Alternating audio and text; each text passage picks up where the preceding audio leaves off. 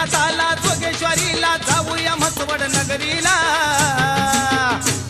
अन जाऊया म्हसवड नगरीला अन तुलस्वामीच्या तीर्थाला जाऊया म्हसवड नगरीला अन तुलस्वामीच्या तीर्थाला